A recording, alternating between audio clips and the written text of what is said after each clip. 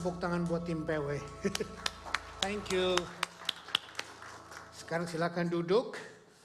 Apa kabar semuanya? Puji Tuhan. Sudah mulai banyak kursi-kursi yang kosong. Sudah banyak yang berlibur ke Korea, ke Jepang, ke Bali, ke Jakarta. Entah lagi kemana-mana nggak tahu ya.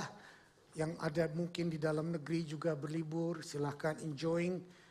Saya sangat suka kalau keluarga berkeluarga berlibur bersama, menikmati family time together, membuat memori yang tidak terlupakan.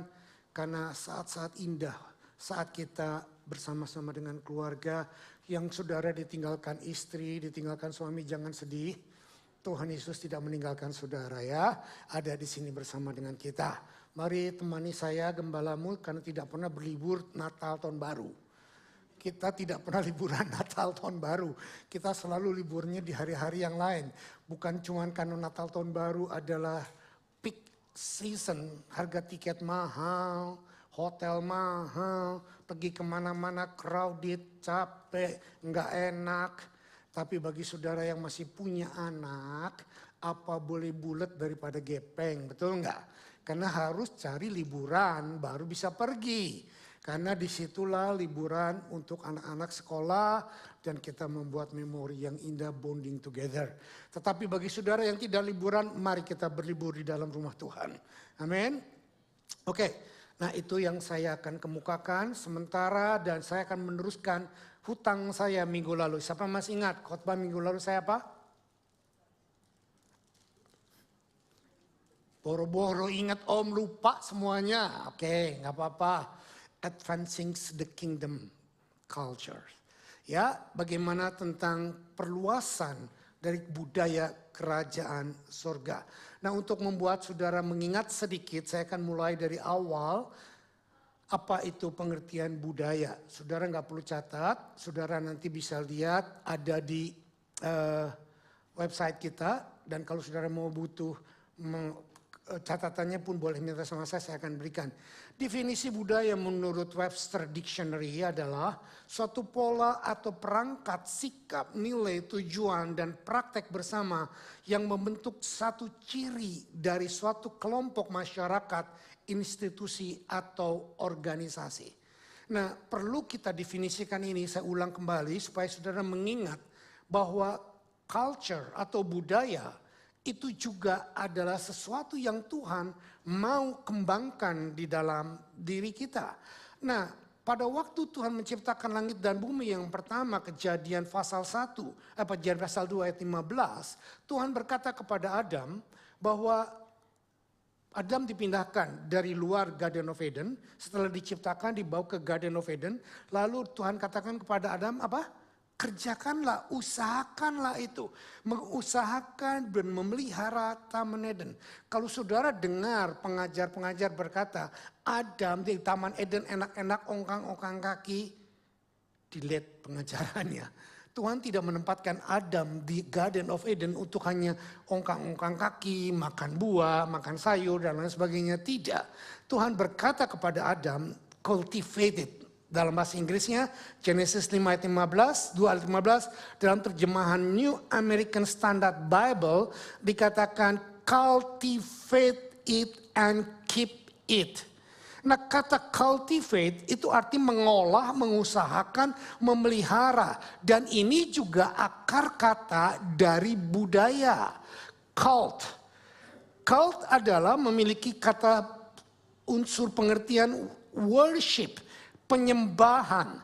Jadi culture adalah budaya adalah sesuatu yang kita usahakan, sesuatu yang kita yakini, sesuatu yang kita olah, yang bisa menghasilkan keuntungan bagi kita, kebaikan bagi kita. Itu budaya. Seringkali pengertian budaya kita berpikir bahwa adat Jawa, adat Bali, adat Tionghoa. Betul, adat itu akarnya lagi dari adat yang diulang-ulang menjadi budaya. Tidak semua budaya bertentangan dengan firman Tuhan. Tapi ada banyak budaya yang dibentuk karena keyakinan individu kelompok etnik tertentu yang bertolak belakang dengan firman Tuhan. Nah, kita pun di gereja diminta oleh Tuhan untuk membudayakan budaya kerajaan sorga. Ini yang Tuhan mau. Pada waktu Tuhan berkata kepada Adam untuk supaya melakukan budaya di Taman Eden, sebetulnya Tuhan berkata kepada Adam, Adam, kamu harus berhubungan dengan aku. Kesetaraan, budaya kesetaraan dengan Tuhan baru akan menghasilkan result. Budaya untuk menghasilkan, budaya untuk berkuasa. Makanya Tuhan berkata kepada Adam, I create you in my image, in our likeness. Dan baru setelah itu Tuhan berkata kepada Adam, be fruitful and multiply. Coba lihat saya sebentar. Tanpa kita mengalami kesetaraan dengan Tuhan, kita tidak punya kuasa untuk membudayakan hidup berkemenangan atau mempunyai kuasa. Kenapa demikian? Karena dalam Kejadian pasal 3 ini adalah waktu Adam sudah jatuh dalam dosa. Adam diusir dari Taman Eden dan Adam keluar. Nah, budaya kerajaan sorga di Taman Eden rusak oleh kejatuhan Adam. Tetapi berita sukacitanya bahwa Adam terakhir siapa? Yesus Kristus. Sudah memperbaiki apa yang dirusak oleh Adam dan yang direbut oleh setan. Jadi jangan heran, orang-orang di luar sana yang belum menerima Yesus sebagai Tuhan, yang belum punya budaya kesetaraan dengan Tuhan, maka hidupnya dalam dosa. Berzina dianggap biasa, menipu dianggap bisnis, dan lain sebagainya. Hal-hal yang buruk dan yang sangat-sangat menyakitkan hati Tuhan dianggap hal yang wajar, yang lumrah. Tapi tidak demikian dengan Tuhan. Tuhan mengembalikan apa yang hilang dari Adam. Minggu lalu saya sudah katakan, Adam tidak kehilangan sorga. Tapi Adam kehilangan kualitas kehidupan di bumi seperti di sorga. Nangkap ini? Itu sebabnya doa Tuhan Yesus pada waktu mengajarkan kepada murid-muridnya apa? Our Father in heaven, hallowed be thy name. Let your kingdom come and your will be done. Saudara, ini loh culture gereja yang seharusnya menghidupi suasana kerajaan sorga di dalam rumahnya.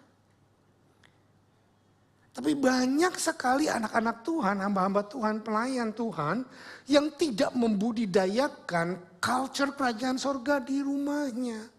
Kalau di gereja, waduh tadi enak itu. Penyembahannya baik, ngangkat kayak orang naik apem. Diangkat, adonannya naik. Tapi kalau di rumah sendiri kita nggak merasakan hadirat Tuhan. Ini kesalahannya karena saudara tidak mengalami kesetaraan budaya dengan Tuhan dulu. Sehingga suasana sorga hanya ada pada waktu corporate anointing terjadi. Nah, ini pendahuluan yang saya lakukan minggu lalu. Yang sudah saya katakan. Tuhan Yesus tidak pernah berubah. Nah, identitas Yesus inilah yang harusnya menjadi arahan kita. Saudara dan saya dipanggil jadi anak Tuhan, dengar baik-baik. Bukan untuk diberkati menjadi sukses. Itu side effect.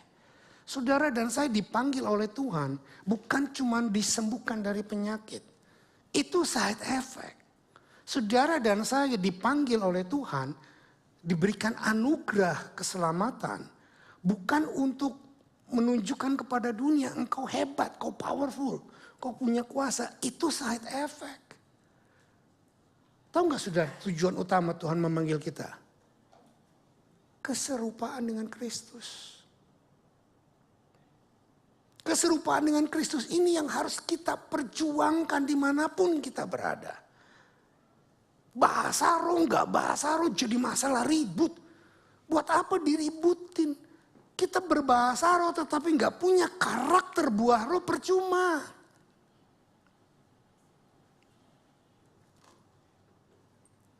Saudara, mari kita lihat.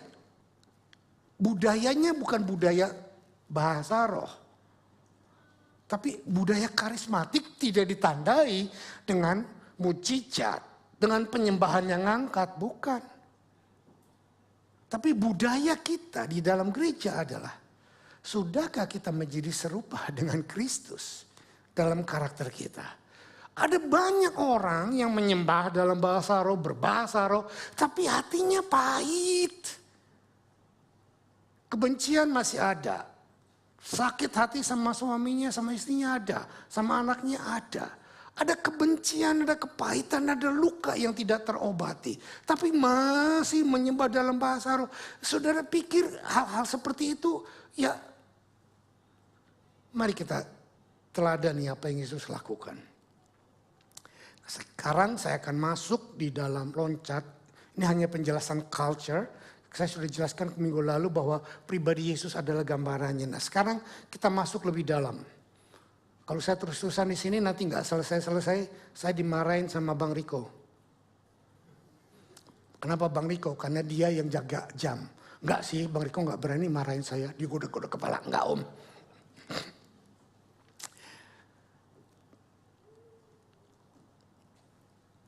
Saya harus lewat lagi. Nah terus. Nah ini. Sekarang saya mau. Sebetulnya karena kalau Tuhan Yesus bisa berubah. Dia tidak perlu kita teladani. Tuhan Yesus tidak akan pernah berubah. Minggu lalu saya sudah sampai kepada pembahasan ini. Yakobus 2 ayat 17, setiap pemberian yang baik dan setiap anugerah yang sempurna datangnya dari atas. Diturunkan dari Bapa segala terang, padanya tidak ada perubahan atau bayangan karena pertukaran. Sedikit pun gak ada keinginan tersirat untuk dia berubah. Gak ada. Kita sudah bahas bentuknya adalah morph dan skim. Morph bisa berubah. Morph tidak bisa berubah. Skim yang bisa berubah. Nah Tuhan Yesus punya dua pribadi. Punya skim dan punya morph. Skim adalah fisiknya secara manusia. Dia dari kecil berubah menjadi besar. Rambutnya bisa gondrong. Kalau dicukur pendek dan lain sebagainya. Kalau dia habis puasa bisa kurus. Seperti saya kurusan dikit. Tapi kalau habis makan perutnya tetap gendut karena makannya banyak gitu ya. Itu perubahan-perubahan. Tetapi dalam bentuk morph dia tidak akan pernah berubah. Jati dirinya sebagai Tuhan walaupun dia mengambil rupa manusia dia tidak meninggalkan jati diri ketuhanannya. Dengar ini. Itu sebabnya walaupun dia sebagai manusia dia adalah 100% manusia dan 100% Tuhan. Saudara bilang bagaimana mungkin? Jangan tanya saya, nanti tanya Tuhan. Hanya Tuhan yang bisa lakukan itu. Bagaimana dia bisa 100% manusia, 100% Tuhan. Dan kita bersyukur punya Tuhan yang seperti itu. Kita bersyukur punya pemimpin yang seperti itu. Pemimpin-pemimpin agama lain adalah manusia yang fana sama dengan kita. Tetapi hanya dia manusia yang menjelma dari Tuhan. Kita nyanyikan tadi Immanuel yang kita peringatkan nanti 25 Desember. 25 Desember ada ibadah Natal di sini jam 10 pagi. Senggol kiri kanannya. Dengar. Ya, ada ibadah Natal jam 10 pagi. Setelah lewat jam 10 sampai jam 12, saudara bisa pergi, bisa barbecue, bisa apapun. Tapi ibadah dulu jam 10 sampai jam 12. Oke, nah. Satu ayat lagi untuk mengingatkan saudara bahwa Tuhan Yesus tidak akan pernah berubah. Maliaki 3 ayat 6 yang berkata bahwasanya aku Tuhan tidak berubah dan kamu Bani Yakub tidak akan lenyap. Saya nggak jelaskan lagi tapi saya akan lompat. Apakah bentuk budaya yang Yesus mau kita cultivate dalam hidup kita? Ini. Apakah bentuk budaya kesetaraan dalam Yesus yang perlu kita cultivate. Ada 4. 1, identitas baru. 2, pikiran baru. 3, kebiasaan baru. 4, perkataan baru. Saudara garis bawah ini, inilah yang Tuhan mau kita budayakan di dalam kehidupan kita pribadi, keluarga, gereja, rumah, pergaulan. Nah, saya ambil dari Filipi 2 ayat 1 sampai 11. Kalau saudara mau ikut saya baca boleh, kalau enggak saya baca sendiri juga enggak apa-apa. Jadi karena dalam Kristus ada nasihat, ada penghiburan kasih, ada persekutuan roh, ada kasih mesra dan belas kasihan. Karena itu sempurnakanlah sukacitaku dengan ini. Hendaklah kamu sehati sepikir dalam satu kasih, satu jiwa, satu tujuan. Dengan tidak mencari kepentingan sendiri atau puji-pujian yang sia-sia. Sebaliknya, hendaklah dengan rendah hati yang seorang menganggap yang lain lebih utama daripada dirinya sendiri. Dan janganlah tiap-tiap orang hanya memperhatikan kepentingannya sendiri, tetapi kepentingan orang lain juga. Hendaklah kamu dalam hidupmu bersama menaruh pikiran dan perasaan yang terdapat juga di dalam Kristus Yesus. Yang walaupun dalam rupa Allah tidak menganggap kesetaraan dengan Allah sebagai milik yang harus dipertahankan. Melainkan telah mengosongkan dirinya sendiri dan mengambil rupa seorang hamba dan menjadi sama dengan manusia. Dan dalam keadaan sebagai manusia, ia merendahkan dirinya dan taat. Sebab jika oleh dosa satu orang,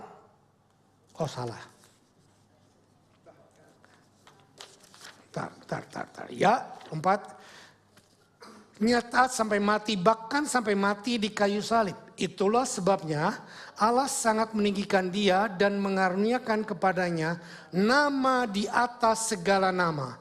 Supaya dalam nama Yesus bertekuk lutut segala yang ada di langit dan yang ada di atas bumi dan yang ada di bawah bumi. Dan segala lidah mengaku Yesus Kristus adalah Tuhan bagi kemuliaan Allah Bapa. Saudara, Yesus Kristus adalah Tuhan bagi kemuliaan Allah Bapa. Nah, budaya yang kita mau kembangkan, budaya yang Tuhan mau kita kembangkan adalah budaya satu, identitas yang baru. Saudara dan saya begitu bertobat terima Yesus Tuhan, saudara diberikan identitas yang baru. Mungkin saudara nggak rasa. Kita semua nggak rasa. Saya waktu dibaptis lahir baru nggak rasa. Gemuk ya gemuk, pendek ya pendek gitu ya, kumisan ya kumisan. Nggak rasa matanya tiba-tiba jadi belok, tadinya sipit. Enggak, kita nggak merasa. Nah masalahnya karena identitas yang baru tidak urusan dengan perasaan. Tidak ada urusan dengan pikiran. Karena itu dimensinya jiwa. Sementara identitas yang baru dimensinya adalah roh.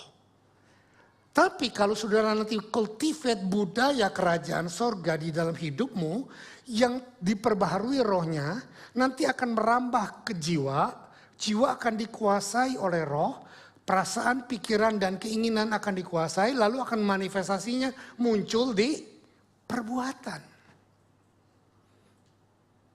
Jadi adalah bohong kalau ada orang bilang dia cinta Tuhan, tetapi perbuatannya, perkataannya kasar, masih maki-maki dan lain sebagainya. Jadi masih dalam taraf pancaroba. Mungkin rohnya sudah diperbarui, tapi jiwanya masih sakit.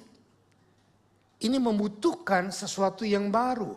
Di dalam Kristus kita adalah ciptaan baru. Inilah identitas yang baru. Budaya lama telah berlalu digantikan dengan budaya yang baru dalam Kristus. Salib Kristus merupakan pertukaran budaya lama ke budaya baru. Salib di sini yang lama pantek, mati, kita turun hidup dengan budaya yang baru. Baptisan, belebek. Kalau memang mau untuk tidak lagi jatuh dalam dosa, jangan diangkat. 5 menit atau 15 menit untuk yakin. Saudara pasti langsung masuk surga. Kenapa? Karena saudara betul-betul sudah nol dari dosa waktu itu. Tapi gembalanya masuk penjara. Ya kan? Tapi kalau saudara dibangkitkan dari baptisan, rohnya diperbaharui, identitasnya diperbaharui, pikirannya sudah, sedang, dan akan terus diperbaharui. Nangkep gak ini? Jadi ada tendensi sangat besar kita bisa jatuh lagi dalam dosa. Haleluya. Jadi kalau saudara berkata tujuan hidup saudara untuk mati masuk surga, mari minta ulang kembali baptis sama saya, tapi saudara tekan tanda tangan kontrak. Jadi kalau saya mati di baptis, saya nggak nuntut siapapun, itu kehendak saya. Mau gitu? Peluk. Kan kamu yang minta. Nanti kalau polisi bilang, ini loh suratnya dia minta. Are you with me?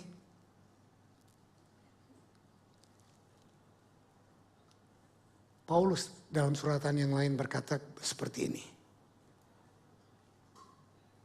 Identitas yang baru. Karena itu sebagai orang-orang pilihan Allah yang dikuduskan dan dikasihinya, kenakanlah belas kasihan, kemurahan, kerendahan hati, kelemah lembutan, dan kesabaran. Sabarlah kamu seorang terhadap yang lain, ampunilah seorang akan yang lain, apabila yang seorang menaruh dendam terhadap yang lain, sama seperti Tuhan mengampuni kamu, kamu berbuat jugalah demikian. Saudara perhatikan,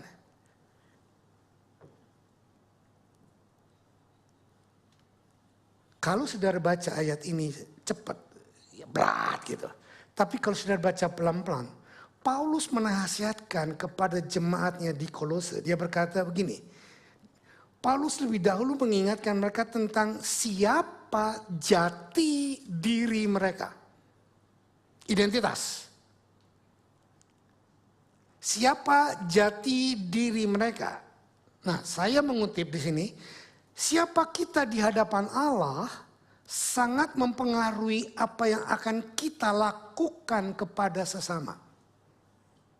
Tangkap gak?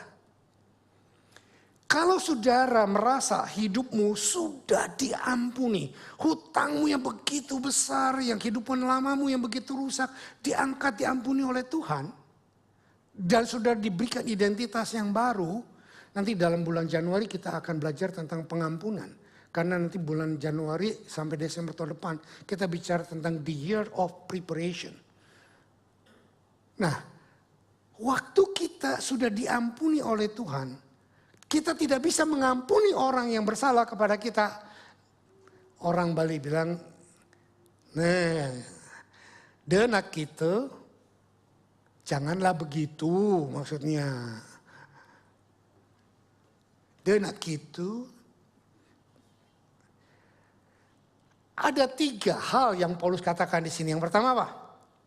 Kita adalah orang pilihan. Kita adalah orang-orang kudus. Kita adalah orang-orang yang dikasihi oleh Allah.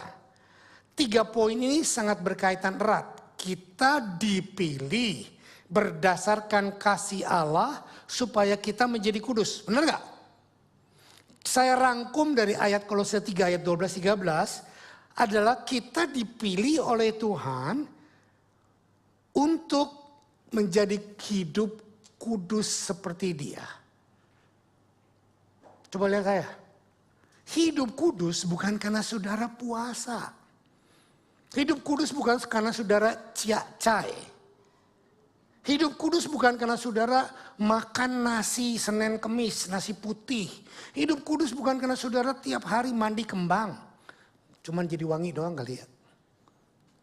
Hidup kudus bukan berarti saudara memantangkan ini, memantangkan itu, bukan. Hidup kudus adalah, dengar baik-baik, kita tidak bisa hidup kudus tanpa kita menerima pemberian kekudusan dari Tuhan. Kekudusan itu pun pemberian. Iman adalah pemberian, kebenaran, keadilan pemberian. Jadi kita menerima semua yang baik dari Tuhan. Amin. Di antara 3 sebutan di dalam Kolose tadi, penekanannya diletakkan pada yang terakhir, pada yang dikasihinya. Dari sisi konteks, topik pembicaraan memang lebih ke arah kasih. Tapi dari seluruh urutan yang ada di dalam kalimatnya, berarti agapemenoi. Yunaninya, agapemenoi, bukan menor ya, menoi. Agapemenoi, dan memang sengaja diletakkan yang dikasihnya tuh bagian terakhir. Supaya connect kepada ayat 12b-nya. Paulus menasihatkan kepada jemaat di Kolose untuk mengenakan belas kasihan, kemurahan, kerendahan hati, kelemah lembutan, dan kesabaran. Kata mengenakan di dalam Filipi pasal yang tadi ayat 12 adalah endino.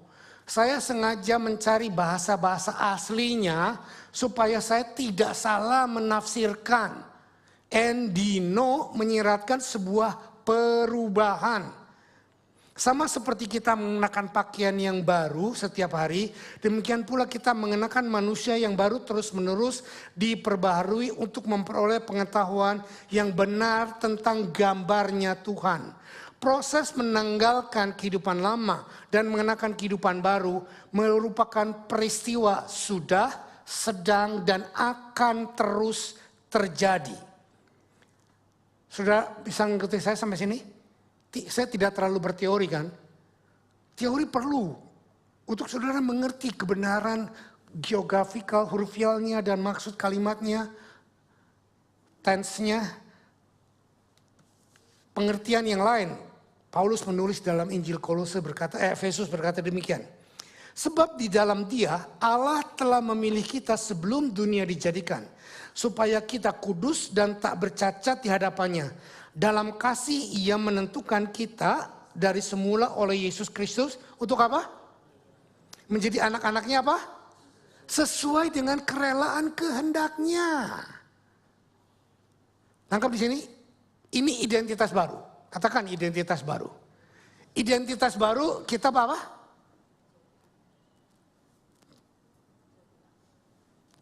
Kencengan gak denger? Gak apa-apa, salah jangan malu. Menjadi serupa dengan anaknya. Dan menjadi serupa dengan anaknya bukan simsalabim abrakadabra breng. Tiba-tiba buak jadi gondrong, jembrosan, kurus tinggi, langsing kayak Yesus. Bukan. Tapi jelas Paulus sering berkata dirubah melalui perubahan. Ada penanggalan baju yang lama dan pakai pakaian yang baru. Are you with me? Identitas yang baru. Waktu kita melakukan identitas yang baru, tanpa mengerti pikiran Tuhan, tidak akan pernah terjadi. Jadi yang kedua yang diperbaharui adalah pikiran baru.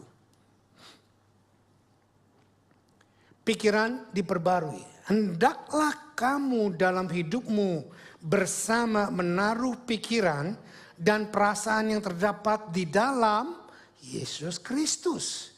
Berpikir seperti Yesus, merasa seperti Yesus, sehati sepikir seperti Tuhan Yesus, bukan berarti kita tidak boleh beda pendapat. Tangkap ini. Saudara, siapa di sini, jangankan orang lain, suami istri yang gak pernah beda pendapat. Kalau ada yang gak pernah beda pendapat, sini maju. Saya sembah. Sehati sepikir bukan berarti kita yes man. Apa aja yang dikatakan orang iya supaya enggak kelihatan ngengkel. Ngengkel bahasa apa? Saya Jawa ya. Supaya enggak kelihatan, bukan dablek apa namanya. Erogen, enggak kelihatan sok gitu mentang-mentang. Jadi ya dah pokoknya nurut aja. Nah itu sebetulnya bukan kerendahan hati yang Tuhan inginkan. Bukan. Pikiran baru kita bisa berpendapat berbeda dengan orang lain, tetapi kita bisa menerima perbedaan itu dengan benar. Kita bisa memanage perbedaan itu. Memang kita bisa berbeda pendapat, bisa berdebat, bahkan kalau kita orang yang dewasa bukan rohani, orang yang dewasa dalam pengertian manusiawi aja, bisa dinilai bagaimana kesanggupannya dia dalam berhadapan dengan argumentasi. Betul? Tetapi kita jumpai ada banyak orang-orang tidak bisa berargumentasi. Beberapa alasannya. Pertama, karena orang itu memang tidak mampu berargumentasi. Kedua, kenapa orang-orang itu tidak mau berargumentasi? Karena mereka malas berargumentasi dan mereka tipe avoid, menghindari. Ada tipe orang tidak mau berargumentasi karena setiap kali argumentasi selalu ujung-ujungnya ribut. Nangkap enggak saudara? Nah ini yang dikatakan ketidakdewasaan adalah ini. Ketidakdewasaan adalah tidak bisa menjumpai perbedaan. Kita hanya berkata kalau lu gak sama gua, lu musuh gua. Nah ini menurut saya sakit jiwa. Menurut saya. Tapi banyak orang seperti itu. Apalagi yang dalam posisi kepemimpinan.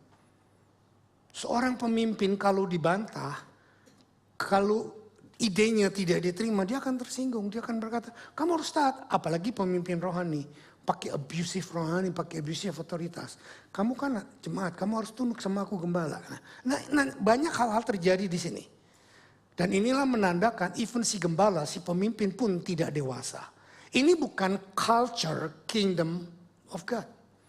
Even worldly culture juga yang dewasa nggak seperti ini. Kita bisa menerima perbedaan.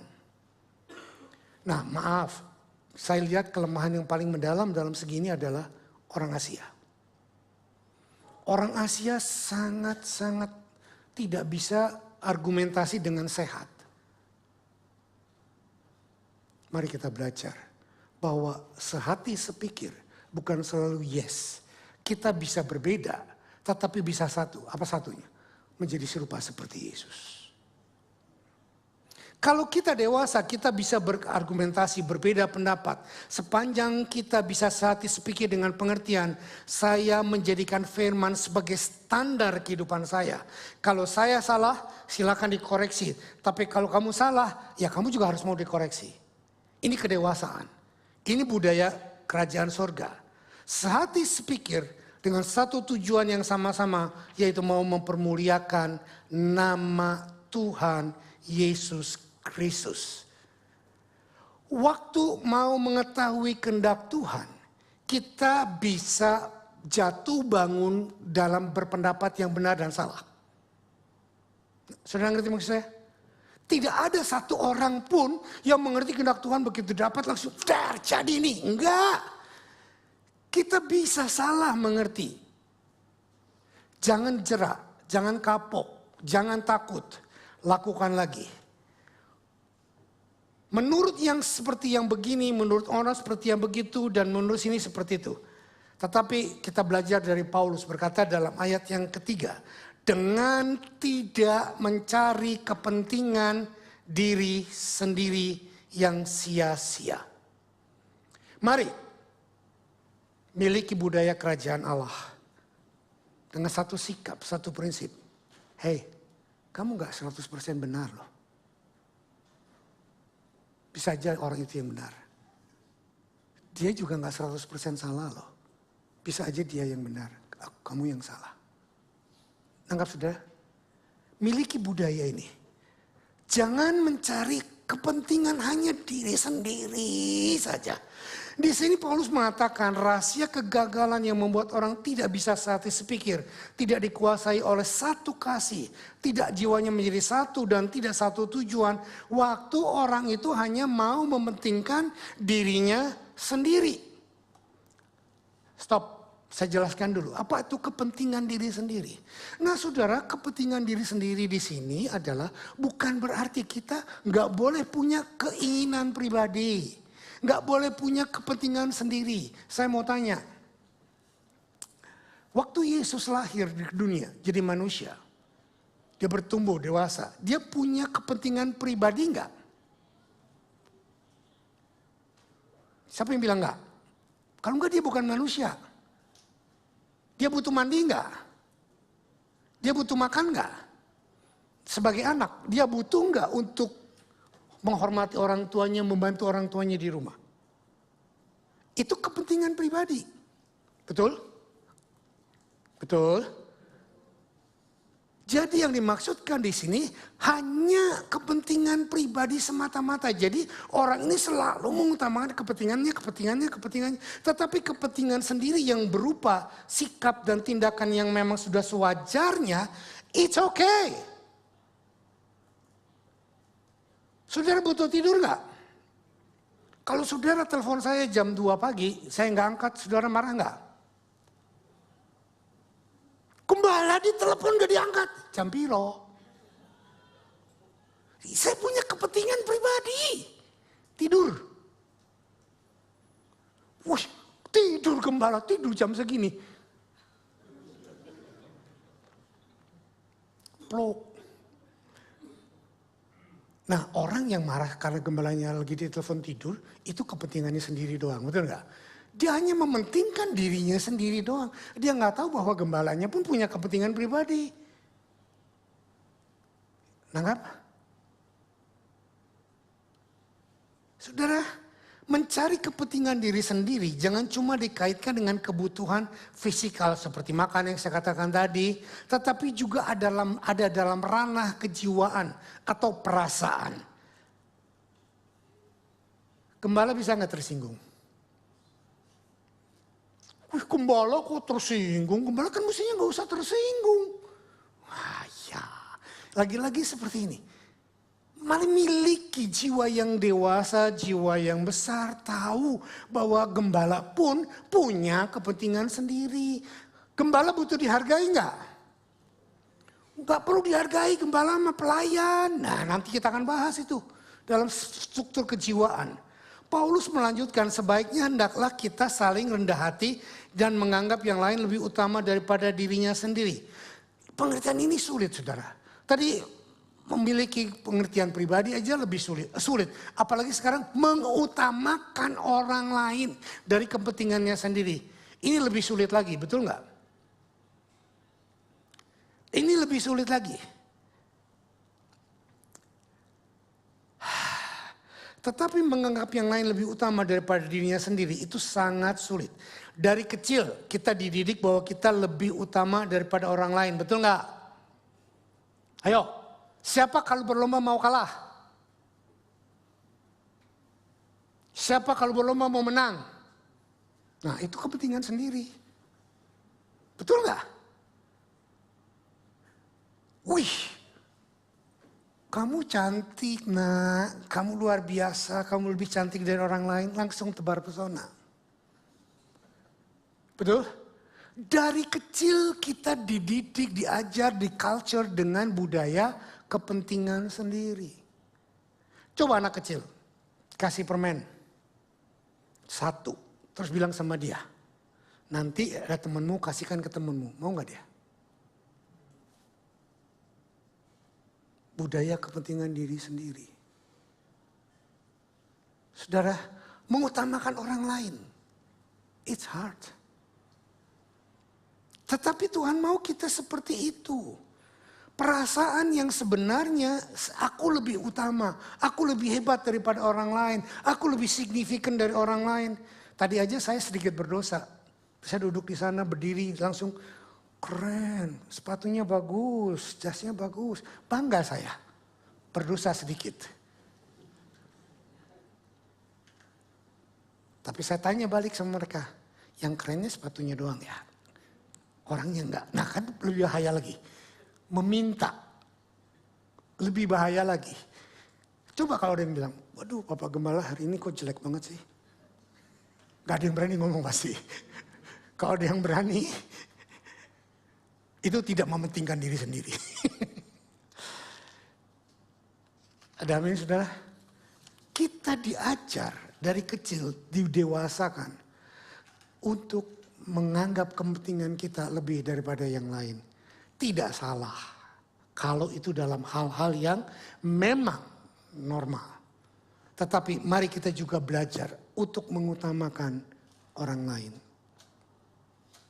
Waktu seorang menganggap yang lain lebih utama daripada dirinya, yaitu bukan dalam pengertian basa-basi, bukan dalam pengertian strategi supaya nanti kita akhirnya bisa diangkat yang lebih tinggi, yang lebih utama. Pernah satu kali katakan, saudara dengar baik-baik, Tuhan Yesus ngomong gini, Janganlah kamu mau duduk di depan, supaya kamu dianggap terhormat. Tapi duduklah di belakang. Betul? Ada ayatnya? Ada. Ada banyak orang yang sengaja duduk di belakang, supaya dia dipindahin ke depan. Nah kalau itu budaya kerajaan sorga atau enggak? Ya enggak lah. Ibu gembala mesti balik ke belakang, yuk depan, ayo ke depan, ayo ke depan. Kursi saya kosong satu jajar. Karena saudara semua mengutamakan orang lain. Luar binasa. Sampai gembalanya sunyi, senyap, sendirian di situ. Kayaknya kursi sebelah gembala itu berat sekali ya. Ada durinya. Just kidding, hanya guyonan semua saya supaya saudara jangan terlalu grrr ya. Nah, tadi apa tadi? Identitas baru. Kedua, pikiran baru. Ketiga sekarang, kebiasaan baru. Kebiasaan baru Filipi 2 ayat 7-8 berkata, melainkan telah mengosongkan dirinya sendiri dan mengambil rupa seorang hamba dan menjadi sama dengan manusia. Dan dalam keadaan sebagai manusia ia telah merendahkan dirinya dan taat sampai mati, bahkan sampai mati di kayu salib. Budaya mengosongkan diri, merendahkan diri, mengambil rupa seorang hamba. Yesus paling utama dari semuanya, betul? Di surga, di bumi, di bawah bumi, dimanapun Yesus paling utama. Tapi saudara jangan lompat dari kursi. Waktu dia ada di bumi sebagai manusia, dengar baik-baik. Dalam pikiran Yesus, saudara dan saya lebih utama dari dia. Saya ulang ya. Waktu Yesus ada di muka bumi, dalam wujud manusia, dalam pikirannya dia, saudara dan saya lebih utama dari dia. Aduh, mana mungkin, mana bisa. Kalau saya gambarkan begini, dia Tuhan, dia Raja segala raja. Kalau dia tidak mengutamakan saudara dan saya, mau nggak dia turun menjadi manusia? Come on, tell me. Itu yang pertama. Yang kedua, setelah jadi manusia, karena dia mengutamakan saudara dan saya, dia rela mati di kayu salib tanpa dosa. Kenapa? Karena dalam pikirannya mengingat saudara dan saya, untuk supaya bisa bersama dengan dia. Anggap ini. Miliki pikiran, miliki apa? Kebiasaan Kristus. Kebiasaan Kristus adalah mengutamakan kita. Mengutamakan manusia lebih daripadanya. Dari perspektif Yesus, kita orang berdosa lebih utama daripada jati diri dia sebagai Tuhan. Nangkap gak? Kalau saya jadi Tuhan, saya akan berkata begini. Udah gue bilang jangan jatuh dalam dosa. Lu dosa, ya syukur. Lu sih gak dengar omongan gue. Tapi Tuhan tidak demikian. Dia udah lihat kita rusak, dia udah lihat kita jatuh, dia udah lihat kita hancur. Tapi dia bilang, oke, aku ngerti. Sekarang malah aku ambil kehancuranmu. Bukan cuma diambil kehancurannya, tapi dia gantikan posisi hukumannya. Supaya kita bisa kembali bersama dengan dia. Inilah kebiasaan yang harus kita utamakan. Kebiasaan kerajaan sorga. Kita percaya waktu dia ada di dalam dunia. Dia pun manusia, dia punya kepentingan pribadi. Dia, seperti yang saya katakan bilang tadi, dia mau makan, dia mau mandi. Tapi di kayu salib karena dia mau mengajarkan kepada kita untuk berpikir jangan menganggap diri kita lebih utama daripada yang lain. Tetapi anggaplah dirimu lebih rendah dan mengutamakan orang lain. This is the news from the cross. Kebenarannya dipakukan di kayu salib. Kekudusannya dipakukan di kayu salib. Kehebatannya dipakukan di kayu salib. Ketaatannya dipakukan di kayu salib. Supaya apa? Supaya Samuel yang bejat, Samuel yang rusak, Samuel yang sombong, Samuel yang hancur, Samuel yang penuh dengan dosa, Samuel yang tidak layak, diadikan layak, terjadi pertukaran di sini, dia tetap di kayu salib, saya turun menjadi orang yang baru, identitas yang baru, pikiran yang baru, kebiasaan yang baru pun bisa. Are you with me? Inilah budaya-budaya kerajaan sorga yang Tuhan mau kita cultivate dalam hidup kita. Ini jangan dimengerti dengan pernyataan bahwa aduh minder. Kalau kita orang Sunda dan orang Jawa, seringkali begitu ketemu orang, monggo. Bukan pakai tangan lagi, pakai jempol. Menunjuk juga mau beli apa. Begitu mau lewat, permisi, permisi, permisi. Apakah ini budaya yang Tuhan mau? Bukan. Ini jelas budaya feodalisme. Karena kita dulu dijajah oleh Jepang dan dijajah oleh Belanda. Kita menganggap mereka adalah menir, mafro, juragan. Jadi kita adalah budak-budaknya. Jadi begitu melihat mereka, dulu awal-awal saya datang kemari, ketemu bule, khotbah di tengah-tengah orang bule, saya merasa nggak mampu, merasa pressure. Memang bahasa Inggris saya lebih jelek dari dia, tapi bahasa Indonesia saya lebih bagus dari dia. Nah saya nggak pernah mikir begitu, tapi begitu saya mau khotbah ada orang bule, pressure banget rasanya. Minder, ketidakmampuan kita. Sudah ngerti? Mestinya saya berpikir, iyalah nggak apa-apa. Bahasa Inggris gua salah-salah, tapi bahasa Indonesia kok lebih bagus dari dia. Betul nggak? Saudara, mari kita lihat. Rendah hati pastinya bukan rendah diri. You with me? Rendah hati itu dinyatakan dengan melayani. Kalau kita mau menganggap orang lebih daripada diri kita, layanilah mereka. Amin. Tindakan utama kita untuk melayani.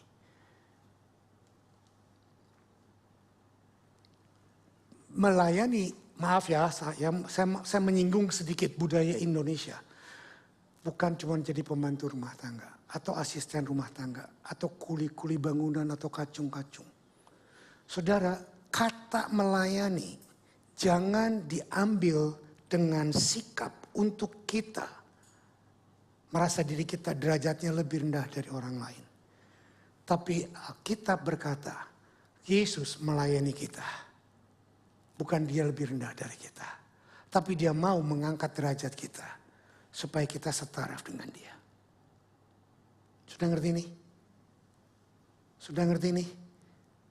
Jadi kebiasaan baru adalah kebiasaan untuk melayani. Senggol kiri kanannya, ayo layani. Bukan cuma di gereja, di rumah.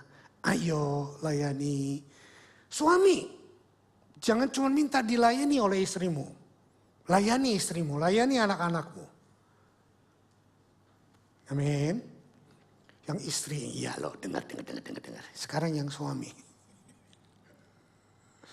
Layani istrimu. Buat dia bersuka cita. Kalau dia bersuka cita, doa kita dijawab oleh Tuhan. Ada ayatnya. Jangan cuma bisanya marahin suami. Jangan cuma bisanya nyubitin suami. Jangan cuma bisanya ntar kalau suaminya ketemu di sana yang nggak nyubitin, yang ngelus-ngelus, dia pindah rumah kapok. Thomas ketawa. Di sini nggak ada yang begitu. Di sini nggak ada. Amin. Nah, satu lagi saya mau kasih satu cerita. Perjamuan kudus. Perjamuan kudus adalah konsep di mana Raja Surgawi melayani kita. Dia menyerahkan tubuhnya, dia mencurahkan darahnya untuk menebus kita dari penyakit-penyakit kita. Tubuhnya adalah untuk kesembuhan fisik. Darahnya untuk roh dan mental dan jiwa kita. Dia korbankan semuanya supaya kita bisa bersekutu, membuat cultivate budaya untuk bisa kesetaraan dengan Tuhan.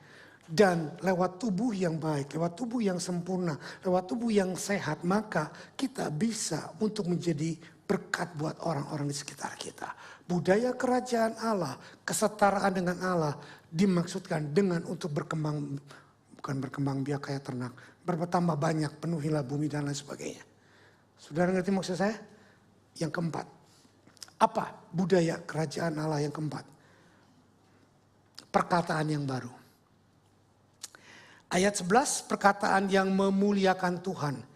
Untuk dikagumi, untuk dihormati, untuk mendapat kursi kehormatan, untuk dipandang bijaksana, untuk terkenal, untuk menjadi orang yang perkataannya selalu didengar, adalah hal-hal yang diidamkan oleh kita semua, betul? Semua kita pengen dihormati, semua kita pengen dipuji, semua kita pengen bilang orang hebat, orang sukses. Semua kita pengen itu. Kalau saudara nggak pengen itu,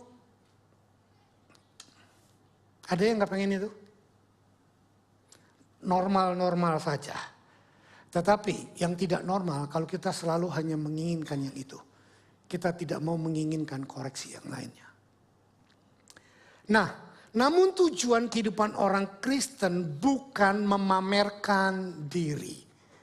Bukan supaya orang melihat kita hebat. Saya lately sering dipuji karena turun berat badan. Ada banyak orang berkata, hebat Pak Samuel. Stop. Saya nggak hebat. Saya ini turun 2 tahun. Yang hebat itu istri saya. Turun 2 bulan 8 kilo. Tapi dia karena stres. Itu yang dia ngomong sendiri. Kalau saya selama 2 tahun turun 15 kilo, enggak hebat, cengli dong, betul enggak? Saudara juga mau, bisa, ayo. Jangan makan nasi, jangan makan gula. Alami persoalan, hadapi masalah. Itu lebih cepat. Nah, kita harus bisa menghadapi tantangan. Orang Kristen, anak Tuhan harus bisa mengarahkan pandangan bukan kepada dirinya sendiri, melainkan kepada Allah, kepada Tuhan Yesus Kristus. Banyak orang sering memuji saya, Pak, gini. Saya bilang thank you, tapi ujungnya apa? Segala kemuliaan bagi Tuhan. Saya membiasakan diri seperti itu. Setiap ada pujian, setiap ada kata-kata yang indah diberikan untuk saya selalu ucapkan thank you, jangan bilang thank you, masa sih, enggak dong, enggak gitu, gue bilang gitu, ya. Itu yang saya bilang tadi itu loh. yang mau duduk di belakang supaya dibawa ke depan gitu loh. Tapi kalau yang benar-benar kita bilang, kita mau kok dipuji, siapa bilang gak mau dipuji. Tapi jangan ambil pujian itu buat diri kita sendiri. Betul? Mari berikan kemuliaan untuk nama Tuhan dipermuliakan. Nah ini ayatnya. Kolose 3 ayat 16-17. Yuk kita baca. Hendaklah perkataan Kristus diam dengan segala kekayaannya di antara kamu. Sehingga kamu dengan segala hikmat mengajar dan menegur seorang akan yang lain. Dan sambil menyanyikan mazmur dan puji-pujian dan nyanyian rohani. Kamu mengucap syukur kepada Allah di dalam hatimu. Dan segala sesuatu yang kamu lakukan dengan perkataan atau perbuatan. Lakukanlah itu semuanya dalam nama Tuhan Yesus. Sambil mengucap syukur oleh Dia kepada Allah Bapa kita. Perkataan Kristus yang dimaksud di sini apa? Firman. Senggol sebelah kiri kanannya, dengar. Biarlah firman Tuhan tinggal di dalam hidupmu, tinggal di dalam pikiranmu, tinggal di dalam hatimu. Nah, bagaimana kita tahu firman Tuhan bisa tinggal dalam diri kita? Kalau kita nggak pernah baca Alkitab. Bagaimana firman Tuhan bisa tinggal dalam diri kita kalau kita nggak pernah menghafal ayat? Itu sebabnya anak-anak sekolah minggu diajar ngapal ayat. It's good things buat kita. Dan saya berusaha untuk menghafal ayat-ayat yang penting buat saya. Contoh, yang penting buat saya itu apa? Langsung Kejadian 1 ayat 68. God bless them and God said to them, be fruitful, multiply. Nah, lagi yang penting buat siapa? Yesaya 66 ayat 6. Apa? Dengar dari kota timbul kegemparan, datangnya dari bait Allah pada waktu Tuhan memberikan pembalasan kepada umatnya. Apa lagi? Gak tahu dah, ya jujur pasti yang lain gak tahu. Apa? Roma 8 ayat 28, itu istriku. Apa? Gak tahu? Gak tahu lah, memang saya juga belum ngomong. Banyak lagi yang lain. Tapi salah satu yang paling saya ingat dari kecil adalah Matius 11:18. Apa? Marilah kepadaku, hai kamu yang letih lesu dan berbeban berat. Aku akan memberikan kelegaan. 29, pikulah kuk yang kupasang dan belajarlah kepadaku. Maka bebanku pun ringan dan inilah adanya. Itu ayat dari saya masih kecil. Mami saya sering ngulang terus di telinga saya. Karena dia bilang ini ayat pertobatan mami. Jadi karena sering diulang maka saya ingat. Biarlah perkataan Kristus tinggal di dalam hidupmu. Satu lagi yang sangat-sangat saya sukai sebetulnya apa? 1 Korintus 10 ayat 13. Apa? Segala pencobaan yang terjadi atasmu adalah percobaan yang biasa. Tuhan adalah setia dan adil. Dia tidak memberikan itu melampaui kekuatan kamu. Pada waktu kamu dicobai, Tuhan akan memberikan jalan keluar dan kamu sanggup menanggungnya. Kejadian 5 ayat, kejadian 40 ayat 20. Yusuf berkata apa? Kejadian 50 ayat 20. Engkau mereka-rekakan yang jahat. Tapi Tuhan mengubahnya untuk menjadi satu kebaikan. Untuk bagi satu generasi. Ayat-ayat yang sangat-sangat indah. Satu lagi, Mazmur 1 ayat 1-3. Berbahagialah orang yang tidak berjalan dalam kalangan penyayang dan tidak duduk dalam kalangan pencemooh, yang kesukaannya Taurat akan Tuhan, yang kesukaannya merenungkan pagi, siang dan malam. Dia akan seperti pohon ditanam di tepi aliran air yang berbuah pada musimnya dan tidak layu daunnya, dan apa yang diperbuatnya berhasil. Kok jadi ngapalin ayat? Contoh. Kata diam bahasa Yunani-nya adalah yun atau eniko. Memiliki makna bukan sekedar hafal atau tahu. Mengandung arti tinggal bersama-sama dan mempengaruhi hidup kita. Jadi bukan cuma sekedar dihafal tahu, tetapi merenungkan dan nikmati kebenaran ayat itu. Dan pada waktu kami mengalami masalah, ayat-ayat itu akan keluar dengan sendirinya. Menjadi kekuatan baru. Apakah Paulus memberikan usul yang nyata pada waktu dia bilang biarlah perkataan Kristus tinggal dalam hatimu? Yes. Saya merangkaikan tapi nggak dimaksudkan di sini, saya tulis begini. Paulus memakai 3 tindakan untuk menjelaskan kata dengan segala hikmat. Yakni mengucap syukur, pengajaran, teaching, teguran, admonizing, dan mazmur atau pujian. Dan ketiga tindakan ini semuanya tersambung dalam satu cara memuji Tuhan. Jadi mengingat firman Tuhan bukan cuma menghafal ayat. Tetapi juga menyanyikan pujian. Karena banyak pujian yang diambil dari ayat. Are you with me? Ada banyak puji-pujian, admonizing yang mengangkat, yang menasihati. Nyanyikan pujian yang waktu dulu saya waktu kalau saya lagi susah, saya menyanyikan lagu-lagu yang sangat menguatkan dalam hidup saya.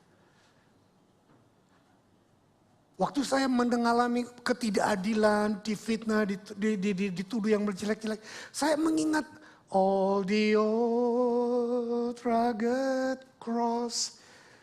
Pada salib itu kulihat kasih-Nya Tuhanku. Saudara, ada banyak. Lagu-lagu yang bisa kita ingat adalah kutipan dari ayat-ayat firman. Waktu saudara menghadapi persoalan dan menghadapi jalan buntu, saudara ingat bagaimana Tuhan membuka jalan. Lagu yang terkenal sekarang yang dinyanyikan oleh seorang penyanyi wanita negro, siapa namanya? Ayo, Martha, siapa Martha? Yang dia buka jalan Macway. Cece Winas. Betul, Cece Winan. Apa judulnya? Apa judulnya? Waymaker. Tahu Waymaker? Ayo coba nyanyiin. Ayo tak, mulai awal. Nyanyiin awalnya. Iya, awalnya apa, lagunya apa? Om lupa ngeblank. Cuman ingat judulnya. Semua lupa, sama-sama lupa.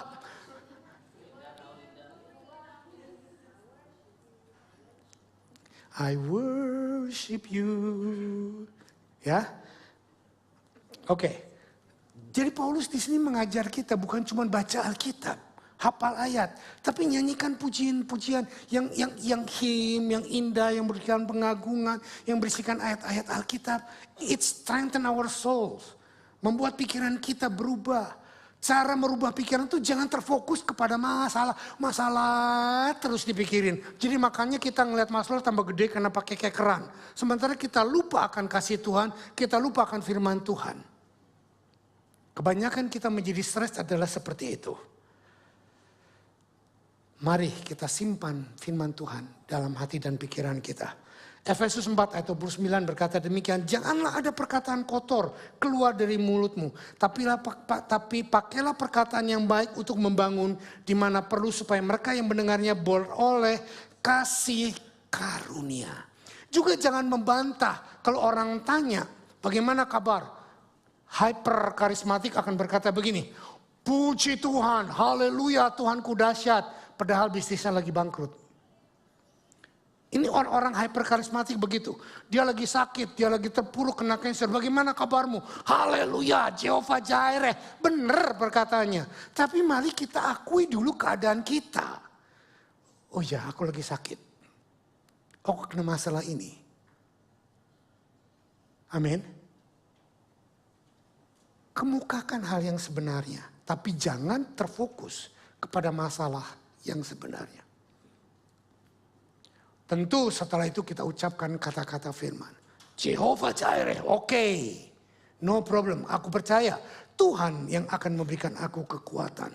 Sehingga yang dengarnya pun berkata, wow. Bagaimana? Tadi kita budaya kesetaraan dengan Tuhan. Itu 4, itu ada apa? Identitas baru, perkataan baru, pikiran baru, kebiasaan baru, betul? Itu budaya untuk kita bisa setara dengan Tuhan. Bagaimana caranya kita bisa memiliki otoritas dan kuasa Tuhan? Miliki identitas baru, pikiran baru, perkataan baru, dan kebiasaan baru. Maka itu akan terbentuk di dalam jiwa kita. Lalu sekarang saya akan ambil dalam, waktunya udah habis. Kok nambah 5 menit ya kok? Tambah bonus 5 menit. Boleh om. Ntar pulang lewat mana kok? Tak traktir makan. Nah sekarang bagaimana budaya kekuasaan, budaya dominion itu kita aplikasikan. Kita lihat sekarang. Markus 9 ayat ke-35. Markus 9 ayat ke-35 berkata, lalu Yesus duduk dan memanggil ke-12 murid itu, katanya kepada mereka, jika seorang ingin menjadi yang terdahulu, hendaklah ia menjadi yang terakhir dari semuanya, dari pelayan, dari semuanya. Lukas 22 ayat 27. Sebab siapakah yang lebih besar, yang duduk makan atau yang melayani? Bukankah dia yang duduk makan, tetapi aku ada di tengah-tengah kamu sebagai Tuhan sendiri berkata, aku adalah raja di atas segala raja. Aku adalah yang paling penting dari semua ciptaan Tuhan. Bahkan aku adalah Tuhan. Tetapi aku turun dan menghambakan diri dan menganggap engkau lebih penting. Keren gak? Ini loh. Menjadi hamba apa artinya? Mengambil posisi, saya sudah jelaskan tadi. Bukan hanya untuk menjadi orang yang membantu orang. Tetapi melayani supaya pribadi Tuhan muncul. Nah saya bahas sekarang secara kosakata. Pertama kata Yunani dari kepentingan diri sendiri adalah eriterian. Eriterian bahasa Yunaninya adalah kepentingan diri sendiri. Eriterian artinya adalah berasal dari kata buruh harian. Eriterian itu buruh harian. Atau kata sekarang logisnya adalah karyawan. Tangkap sini. Tetapi ada kata kedua yang disebut melayani adalah doulos. Atau hamba atau budak. Nah, sekarang banyak kita melayani Tuhan dengan mental eriterian. Aku sudah melayani Tuhan, berkati kesehatanku. Aku sudah melayani Tuhan, berkati bisnisku. Aku sudah melayani Tuhan, berkati keluargaku, berkati anak-anakku. Aku sudah melayani Tuhan, berkati ini, berkati ini, berkati itu. Tidak salah. Semua orang yang punya mental pelayanan pasti akan mengharapkan upah. Tapi ada satu yang Tuhan mau. Bukan eriterian, doulos atau budak. Nah, budak pada waktu itu melayani tanpa menerima upah. Budak tidak menerima gaji. Budak mendedikasikan hidupnya untuk juragannya. Disuruh mati pun dia mati buat juragannya. Dia tidak mengharapkan apa-apa. Hanya apa yang dia kerjakan demi untuk kepentingan tuannya. Maaf, saya tidak menganggap Iluh budak. Tetapi saya pun tidak menganggap dia eriterian. Tapi mental seperti itu ada di dalam diri Iluh. Saudara, saya mau ngomong belak-belakan. Makan kacang aja, kulitnya dikupasin. Saya cuma tinggal di mangkok, tinggal nyomot. Sepatu semua sudah disiapkan, baju enggak, saya ambil sendiri. Itu mentalitas, tidak ada yang ngajarin. Bukan karena dia maaf, pembantu. Tidak. Dia tidak saya perlakukan sebagai pembantu. Dia saya perlakukan sebagai anak. Makan di meja makan bersama dengan saya. Dia makan makanan yang saya makan. Tapi dia seringnya gak mau. Dia punya Taurat. Dia punya istri saya. Kalau saya lagi makan, istri saya belum turun, dia gak mau makan. Tapi kalau istri saya sudah turun, dia mau makan. Saudara, mental seperti ini yang Tuhan cari di antara kita untuk melayani dia. Bukan mental yang gue udah datang pagi-pagi. Gembala gue gak pernah say thank you loh sama gue. Saudara dengar baik-baik. Anda melayani bukan untuk saya. Saya percaya Iluh lakukan itu bukan untuk saya. Dia lakukan itu untuk Tuhan. Karena dia sering berkata, Pak, tanpa mengenal Bapa dan Ibu, saya penyembah berhala yang sangat berdosa. Dan saya untuk itu saya berhutang seumur hidup saya. Mentalitas yang seperti ini yang Tuhan cari. Doulos. Untuk menjadikan dirinya budak hamba yang tidak berdaya, yang tidak berkenan. Yang semuanya hanya untuk kemuliaan Tuhan Sang Raja. Amin. Mari miliki mentalitas yang seperti ini. Aduh, ternyata udah kelamaan kok, sorry kok. 10 menitnya udah lewat. Nah, teladan di dalam Kristus itu seperti apa? Cepat aja ya. Teladan dalam penderitaan. Sebab dapatkah disebut pujian jika kamu menderita pukulan karena kamu berbuat dosa? Tetapi jika kamu berbuat baik dan karena itu kamu harus menderita, maka itu adalah kasih karunia pada Allah. Sebab untuk itulah kamu dipanggil, karena Kristus telah menderita untuk kamu dan telah meninggalkan teladan bagi kamu supaya kamu mengikuti jejaknya. Kita dipanggil untuk mengikuti jejak Tuhan kita. Penderitaan, jejak penderitaan bertujuan untuk kita menang terhadap dosa. Pemurnian mentalitas kita supaya kita menjadi semakin mulia seperti Dia. Yang kedua, teladan Tuhan Yesus dalam kesetaraan dengan Tuhan adalah pengorbanan. 1 Yohanes 3 ayat 16, demikianlah kita ketahui kasih Kristus, yaitu bahwa Ia telah menyerahkan nyawanya untuk kita. Jadi kita pun wajib menyerahkan nyawanya untuk kita, untuk saudara-saudara kita. Budaya kerajaan yang Tuhan harapkan terjadi di dalam gaya hidup kita adalah mengalami penderitaan dengan ucapan syukur. Mengalami pengorbanan dengan ucapan syukur. Yang ketiga, teladan di dalam kehambaan. Markus 10 ayat 45, karena anak manusia juga datang bukan untuk dilayani, melainkan untuk melayani dan untuk memberikan nyawanya menjadi tebusan bagi banyak orang. Sebagai pribadi yang sangat berkuasa, Yesus telah menunjukkan dan menggunakan kekuasaan kerajaannya untuk melayani jalan turun ke bawah. Amin. Satu ayat terakhir, teladan kesederhanaan. Teladan kehambaan tadi sudah. Teladan kesederhanaan, Yohanes 4 ayat 34. Kata Yesus kepada mereka, makananku ialah melakukan kehendak Dia yang mengutus aku dan menyelesaikan pekerjaannya. Kita tundukkan kepala, kita berdoa. Tuhan, walaupun sedikit kepanjangan, bahkan banyak kepanjangan, hamba mengucap syukur.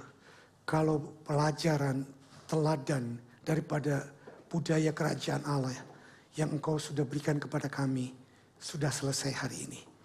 Biarlah kami bukan cuma bisa diajar, bukan cuma mengerti pengajaran, tetapi kami pun mau belajar untuk melakukan teladan kehambaan-Mu Tuhan.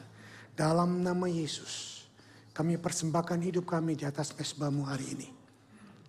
Roh Kudus jamah, Roh Kudus olah, Roh Kudus ambil hidup kami. Rubah cara berpikir kami. Supaya kami bisa memiliki pola pikir-Mu Tuhan. Supaya kami bisa menjadi semakin hari, semakin serupa dengan Engkau. Mau diproses, mau menghadapi penderitaan, mau menghadapi kesengsaraan, mau menghadapi semua persoalan. Supaya kami semakin hari, semakin rendah, tetapi Engkau semakin bertambah-tambah. Ampuni hamba, ampuni kami semua Tuhan. Kalau kami sering tahu teori, tapi kami gagal.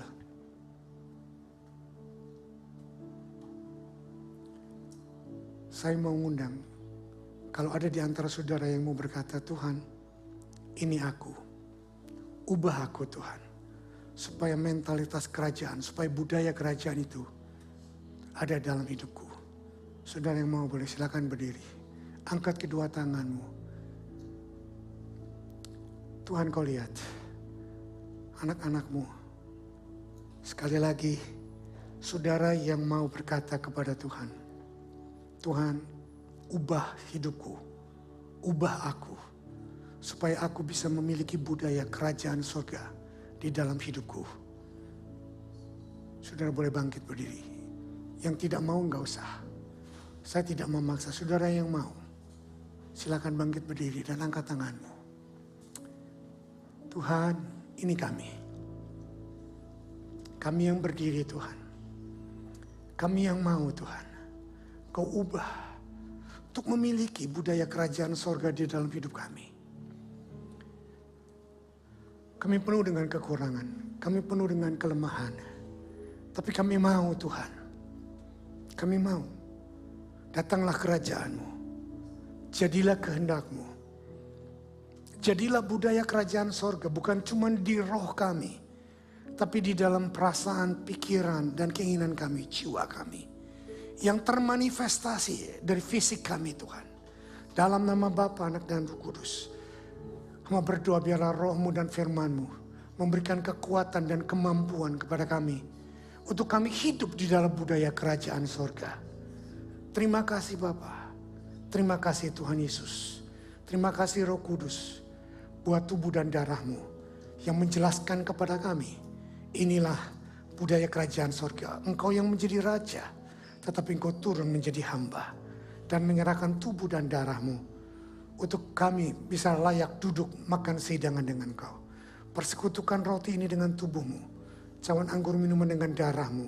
Untuk benar-benar menjadi makanan dan minuman yang sejati.